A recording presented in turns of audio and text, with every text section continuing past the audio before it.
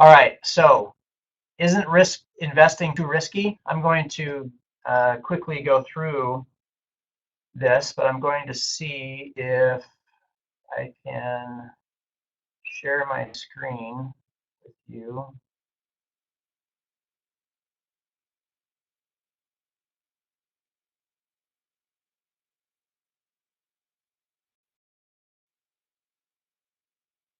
All right, can you guys see my screen over there, the Fidelity? This is today, and I just got on their mutual funds, and you can see here, this is the, oops, this is the 10-year average rate of return on these funds. Now, what do you see? Are they better than 10%? They're better than 10%. What about 5-year, 3-year, and 1 year? Look at some of these. These pretty good returns. And so when people say there's nothing available, you know, when you say, well, if you average 8% or 10% or 12%, and they say, well, that's not realistic. Well, these funds for the last 10 years, which includes the recession, have been earning 12% or more. Let's go to a different one. This is T. Rowe Price. Same thing. You can see, don't want that on there. You can see the 10 years up here. The first one is 14.92%, 14, 11, 10, 10, 10. And so there's more options again of, or examples of over the last 10 years.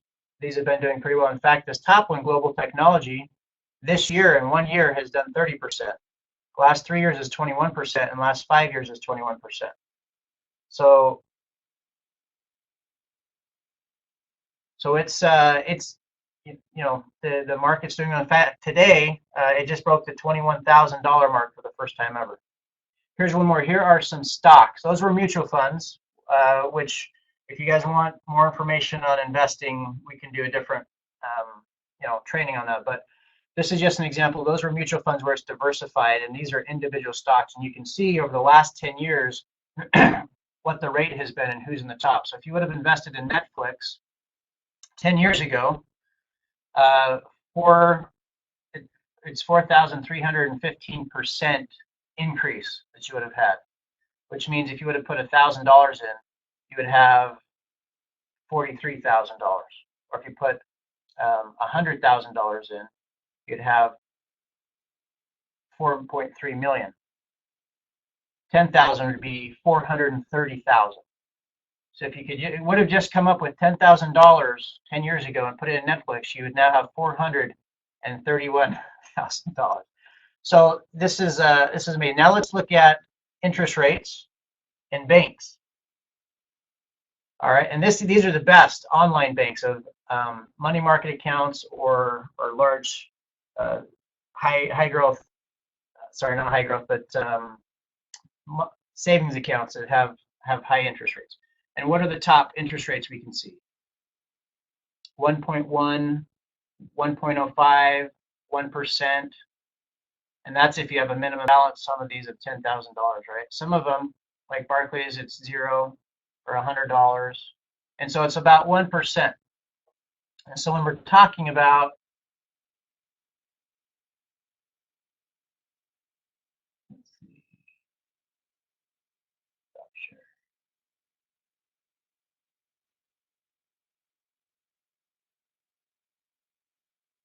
can you guys see my PowerPoint again? When we're talking about returns, and it is, if investing is too risky, we can see that in parts of the economy they're earning over 10% a year. They're diversified and a little more safe, and yet a savings account that we think is safe, is there risk to it? What kind of risk do you think there could be with a savings account versus investing in the stock market? What could be a risk? Easy to spend?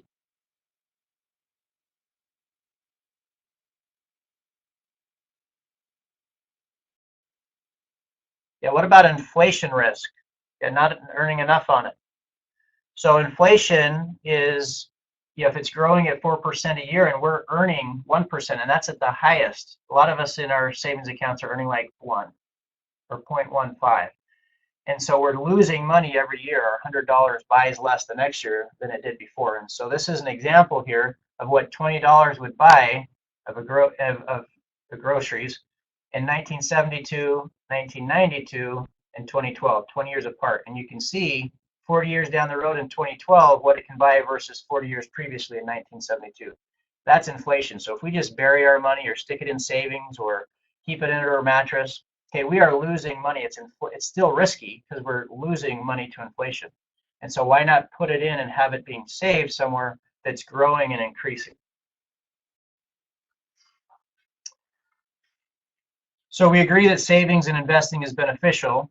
Now, where maybe do we put this money?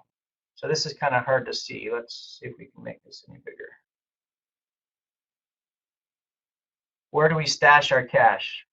And so on here it shows, it's a higher risk over on the right side, medium risk, and then lower risk. And stocks and mutual funds, yes, they have higher risk as far as going up and down and possibly losing our money. And then bonds and money market accounts and CDs, and then the savings account. But there's the risk again for some of these lower ones is this inflation risk. And so we need to be thinking about all types of risk, not just the investment risk.